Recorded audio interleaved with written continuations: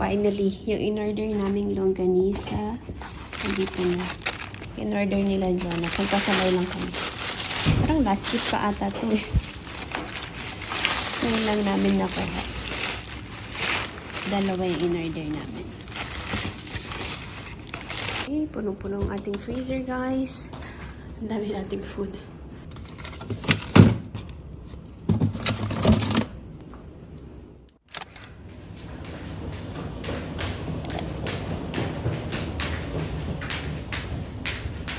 Good morning!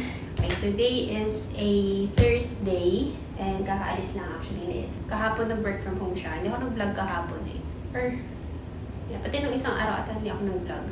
Anyway, meron tayong maleta dito because bukas punta kami ng Dubai. Punta tayo ng Dubai. Wait nga, palitan ko muna yung battery. Baka ma-interrupt yung ina-explain ko.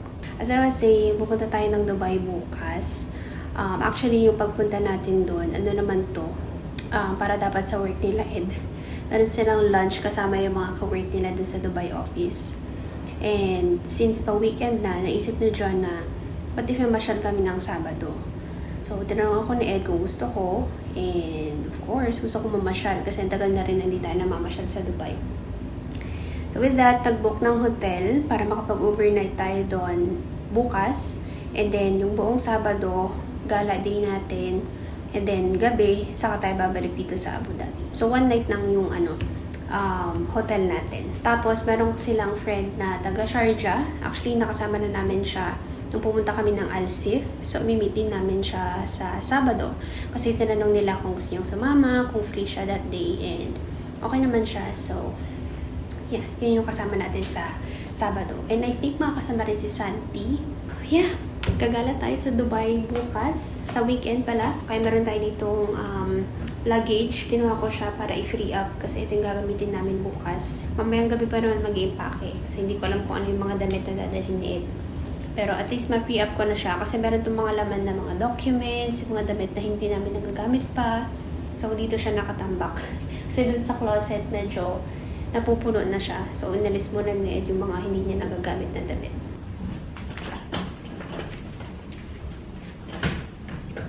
Okay, so na-free up ko na yung ating luggage. Diyan muna siya sa gilid para ready na yan mamayang gabi. So, pwede na ako mag-start mag-edit. Ito guys, tignan nyo. Naglagay ako nito kahapon, yung mga pang snack lang. And meron tayo dito chocolate, ito Choco Pie, tapos KitKat, Loker, and then may mga candies pa dyan. Wala lang. Para minsan kapag nanonood or kapag nag-i-edit, tapos medyo feel mo mag-snack konti, ayan, madali lang siyang kunin. Kasi refill ko lang siya kapag mauubos. Minsan kasi nakakatamad kumuha kapag nasa kusina. So at least dito na siya. Ayan, dukot-dukot ka lang. Kasi kinain na nga niya yung KitKat kanina. Okay, tapos na ako mag-edit. 2:10 na guys. Actually, it's currently uploading. Yan, 33 minutes left pa daw. Pero wala naman tong copyright issue kasi wala akong nilagay na music dito sa vlog na to. Kasi wala talaga music to. Except dun sa intro and then yung outro. So ito yung vlog na to, yung pumunta kami ng Hamdan. Pero cleanat ko siya into 2 parts. Hindi ko include dito yung haul na part kasi medyo mahaba na yung video. 15 minutes na siya or I think more than 15 minutes. Tapos yung haul na part, din siya, more than 15 minutes. So, ang hirap niyang isiksik para dito sa isang vlog. So, I decided na isi-separate ko na lang yung haul. Para rin meron tayong, 2 videos na. Tapos, prepare ko yung pang-dinner natin mamaya. Actually, nakasalang siya. Ewan ko kung naririnig nyo yung lutuan. Pero ako ng munggo. Yun yung ulam natin. Ay! Wait lang pala. Speaking of munggo, kanina pa yun, sandali.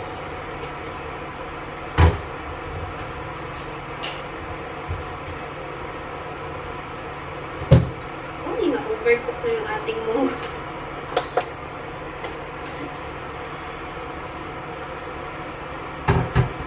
Okay na. Lutong-luto na talaga siya. Kanina pa to, as in kanina pa. Siguro, magdadalawang oras ko siyang pinakuluan. So, igigisa ko lang yung mga pampalasa, yung kamatis, bawang sibuyas, and luya. Which is, na-prepare ko na rin kanina. So, nasa left. Tapos ang gulay lang na ilalagay ko. Meron pa tayo natitirang konting malunggay. Okay. Lutuin natin yun maya-maya.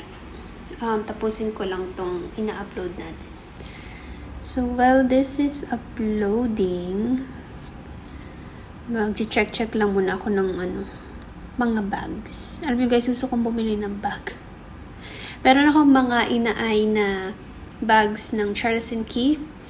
May mga naka-antocart ako dito. Pero hindi ko pa, alam mo yun, parang wala pa akong maisip na reason na bilhin siya. Kung bakit deserve ko siyang bilhin. Alam mo yun. Although, malapit na yung birthday ko, guys. So, yun, in a couple of weeks, mag-birthday na naman tayo. I think 2 weeks. More than 2 weeks, tama ba? Yeah, more than 2 weeks. My gosh, magti-28 na ako, guys. Sobrang bilis ng panahon. Feeling ko ang tanda-tanda ako na. Grabe, 28 na ako. Anyway, so, ayun. Gusto kong bumili ng bag, pero yeah, hindi ko alam. Tapos maghahanap ako ng something para kay Ed. Birthday na din niya actually. So, 4 days lang yung pagitan ng birthday namin. Siya 20, ako 24. Magluto na tayo, guys. Meron ako nakitang pwede kong ipangregalo kay Ed. Pero hindi ko muna siya yung order kasi isasakto ko na yung delivery niya yung wala si Ed dito. Kasi syempre malalaman niya kapag may deliver. Hindi naman ako nag-order online madalas. So, magtataka yun syempre. Kung hindi magbabago yung price niya ha, yun na yung bibilhin ko. Or siguro mag-check pa ako ng iba pa. Pero I think okay na rin yan. Maganda na rin yung nakita ko. And magagamit niyo yun for sure. Anyway, magluluto na ako guys. Maaga pa. I think magti-3 pa lang. Or 3. Lutuin ko na to kasi para makaligo na ako. Although hindi ako magbabasa ng buhok ko today. After ko maligo, magpipaint ako ng nails ko guys. Kahapon nakapag-paint na ako ng toenails. Mabilis lang naman to. Pang lang, para lang sa gala talaga natin. Para naman maayos yung ating paa. Kasi bala kong mag-sandals. And yung sa kamay ko, gusto kong mag-paint din. So, ayan. Na-prepare ko na ito kanina. Kamatis, bawang sibuyas, and luya.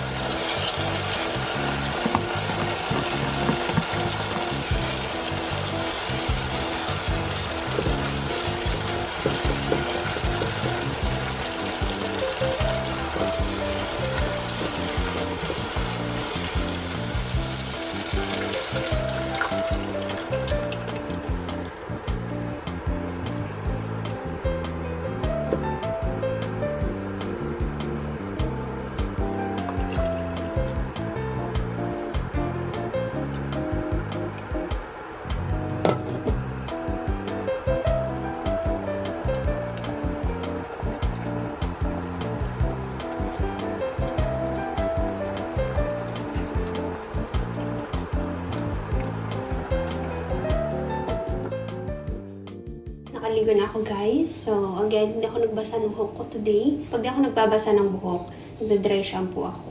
So, ito yung gamit-gamit ko ngayon. From Boots.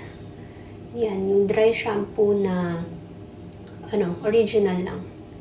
Yan, ito nabili namin to, kailan ba? Siguro mga 2 months ago. Pero medyo matagal na rin to. Tapos yung ginagamit ko siya siguro mga thrice a week. Basta every other day kasi ako hindi nagbabasa ng buhok. And then, nag-apply ako nito, Neutrogena na Clear and Defend Rapid Gel. Ito, para to sa mga pimples. So, ito yung, oh my goodness. Minsan nakakalimutan ko pa rin talaga na meron kami nito. Yung automatic na spray. Nagugulat pa rin ako. So, anyway, naglagay ako nito kasi meron akong mga pimples pa rin. Hindi pa rin naubos yung pimples ko, guys. So, ito, actually, mark na lang yan. Pero meron akong may mga maliliit akong bumps pa. Buti nga, lumait na. Ito nung isang araw, medyo malaki siya. So, naglagay ako nito. Tapos, meron ako dito bago din pala. Nilagyan ko naman to ng pimple patch. Konti na lang kasi yung pimple patch. So, ito yung medyo parang may pus sa gitna. Ito nabili ko siya sa Amazon. Dumating siya nung isang araw. Nag-order din ako ng moisturizer nito. Yun nga lang kasi magkaibang shop ko siya nabili. Mali yung nabigay sa akin nung dapat moisturizer. Ang binigay niya is ganito din, rapid gel, tapos 4 na peraso. So wala, ni-return ko. Hindi pa ako naka-order ng bago. Paint na tayo ng nails, guys. So, meron ako ditong 3 nail polishes lang. Nabili namin to sa Grand Emirates. Itong 2 to. Tapos, ito naman, nakuha ko siya sa Namshi. Ito yung essence na Always on Taupe. So, ito perfecto sa kamay. Kasi ako, gusto ko yung parang walang kulay lang ba. So, ayan. But, I think mas gusto kong gamitin to ngayon. Nagamit ko na rin naman to sa kamay ko last time. Maganda siya. Nakakaputi siya ng kamay. Lalo na kung mahaba yung kuko sana. Yung kuko, tignan nyo naman. Parang 2 swipe lang nung brush, okay na. Mako-cover na yung buong kuko, no? Ito yung ginamit ko sa paa ko Itong color brown naman. Ayan. Wala rin pala akong clear na pang top dito. So, i-double coat na lang natin siya. Para hindi masyadong, para hindi agad mag. Oh my gosh, bakit parang ang tsaka na lang? Okay, take 2, guys. Supposedly, ito yung gagamitin ko. Tinry ko na siya. Tinanggal ko. Pero ang pangit na ng lapat niya. Parang medyo malapot na siya. Tapos yung brush, parang tsaka na rin. Gusto ko pa naman yung kulay nito sana. But anyway, wala na akong time para ayusin siya. Try ko siyang lagyan ng acetone next time. I'll go for this one. Ito na lang. Isi-same ko na lang sa kulay nung nasa 2 nails ko.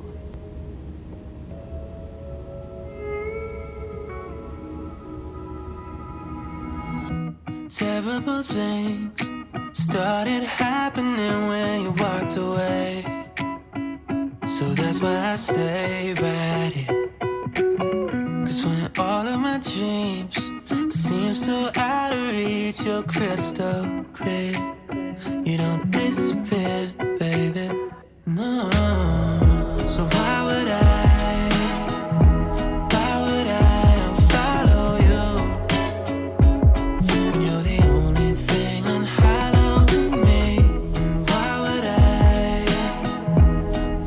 I try to hide the truth when I feel so empty without you?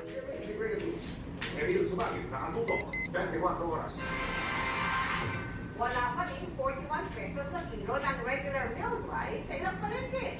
Pinata sa kanila sa presyo ng well-milled, dapat presyo ng regular milled. Pagka classify mo, pasok lang siya sa regular meal. At sabihin, hindi lang puro para sa national security ang pondo. An agency na ginamitan yan for, it doesn't exactly have to be, terrorism in nature or national security in nature. Kaya ang paggamit nila. Now, it's also up to you guys.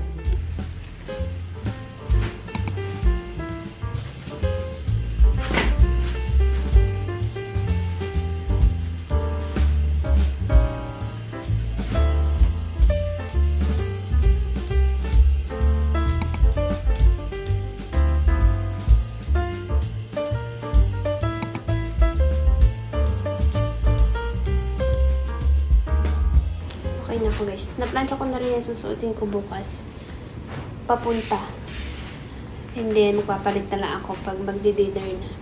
Yung bag, okay na rin. Yung mga makeup, na ayos ko na rin siya sa pouch. Pero hindi ko muna siya nilagay dito kasi gagamitin pa bukas. Nakasampay na rin tayo. Okay na yung mga labahin. We're good. I think we're good. Ay, tapusin ko pala yung ine-edit ko para meron tayong vlog bukas. Hindi siya masyadong kita na kasi gabi na. Pero bukas na lang. Pero maayos naman siya. Okay naman yung, lalo na tong right. Okay naman yung kinalabasan niya. Like it. Okay, anyway, yun na muna for today. So, tomorrow, we're gonna go to Dubai. Alis daw kami dito, siguro mga before 11, tama ba? Sabi mo kanina. Yeah, before 11. Tapos makarating tayo doon. Tapos check-in. Sila pupunta ng office. Ako maglilibot-libot. Anyway, see you tomorrow. Good night.